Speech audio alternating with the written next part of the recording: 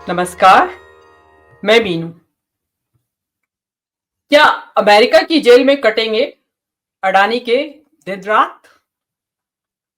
आज भारत के शेयर बाजारों में कोहराम मचा हुआ है। बाजार खुलते ही अडानी की कंपनियों के शेयर धड़ाम से नीचे गिरे हैं और हालत यह है कि उनका नीचे की तरफ लुढ़कना थमने का नाम ही नहीं ले रहा है। अडानी ग्रीन एनर्जी कंपनी के डॉलर डिनोमिनेटेड बॉन्ड्स इस कदर औंधे मुंह गिरे हैं कि अडानी ने $600 मिलियन के इन बॉन्ड्स को तुरंत स्क्रैप कर दिया है, निरस्त कर दिया है। अभी हिंडनबर्ग रिपोर्ट से उठा तूफान थमा भी नहीं था कि आज अडानी एक नई और ऐसी कानूनी मुसीबत में फंस गए हैं कि जिसका डायमेंशन ग्लोबल है, वैश्विक है।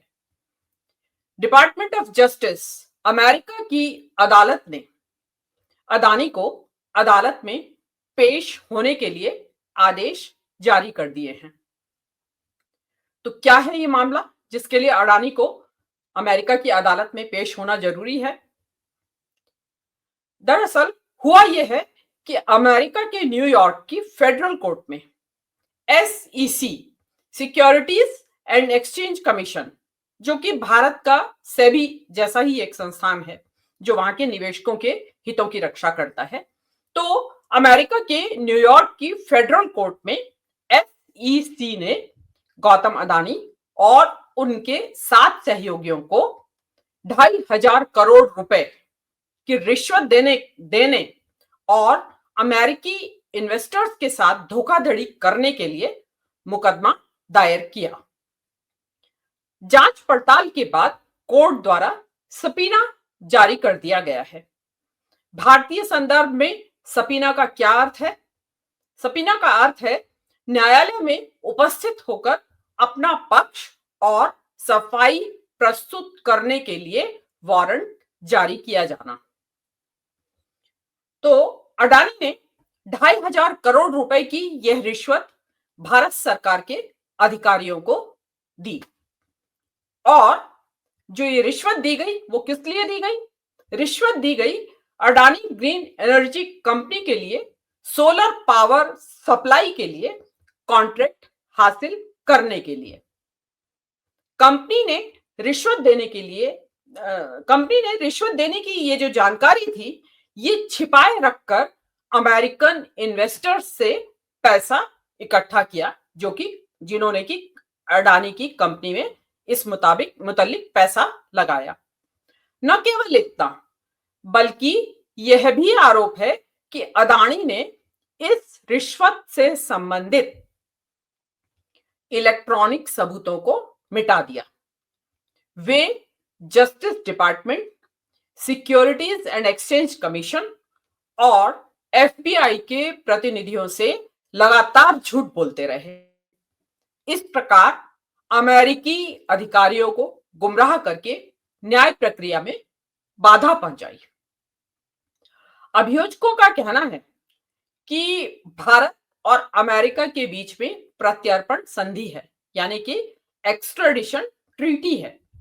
अतः आरोपियों को अमेरिका लाया जाएगा। यदि आरोपी अपना बचाव करने में असफल रहते हैं तो उन्हें जेल जाना होगा। इसमें 54 पन्नों का अभियोग पत्र दाखिल किया गया था।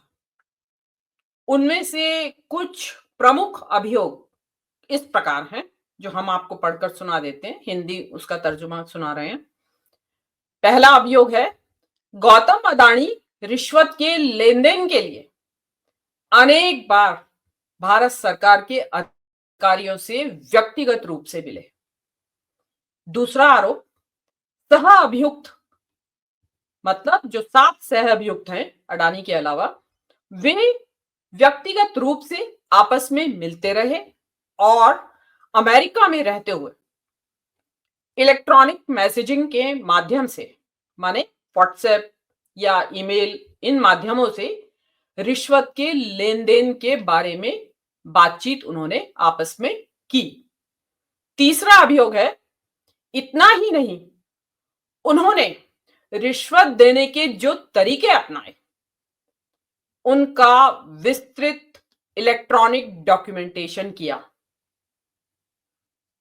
कितनी रिश्वत किस अधिकारी को दी, इसका सारा लेखा जोखा उन्होंने रिकॉर्ड किया। रिश्वत पाने वाले अधिकारियों की लोकेशन को सेल फोन के माध्यम से ट्रैक किया। चौथा अभियोग, पावर पॉइंट प्रेजेंटेशन और एक्सेल शीट के माध्यम से यह भी समझाया गया, उन अधिकारियों ने, उन डिफेंडेंट्स ने यह भी समझाया कि रिश्वत के भुगतान का कौन सा ऑप्शन बेहतर रहेगा, सबसे बेहतर रहेगा। पांचवा अभियोग है, ये सभी डिफेंडेंट्स, अडानी समेत अडानी और सातों डिफेंडेंट्स, ये सभी डिफेंडेंट्स एक दूसरे को कोड नामों से संबोधित करते थे। और वो कोड नाम क्या क्या थे? V, snake, numero uno, -1। और गौतम अडानी के लिए क्या नाम था स्पेशल? Mister A, mister numero uno, mister the big man. इन नामों से अडानी को संबोधित किया जाता था। छठा अभियोग है, ग्रुप के कुछ सदस्यों ने इस रिश्वत कांड में अपनी सहभागिता छिपाने के लिए, जो सभी डिफेंडेंट्स हैं, इन्होंने अपनी सहभागिता छिपाने के लिए पावर पॉइंट और ईमेल के सबूतों को नष्ट कर दिया।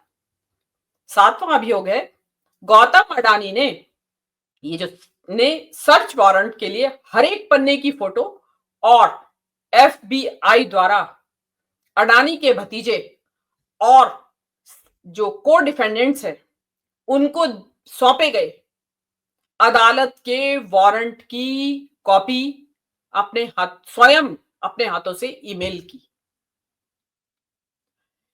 अब आपके दिमाग में ये सवाल उठ रहा होगा कि ये जो रिश्वत है ये दी तो भारतीय अधिकारियों को गई है कॉन्ट्रैक्ट हासिल करने के लिए सोलर पावर सप्लाई का, लेकिन अमेरिका की अदालत में इसके खिलाफ मुकदमा दायर किया जा रहा है, ऐसा क्यों?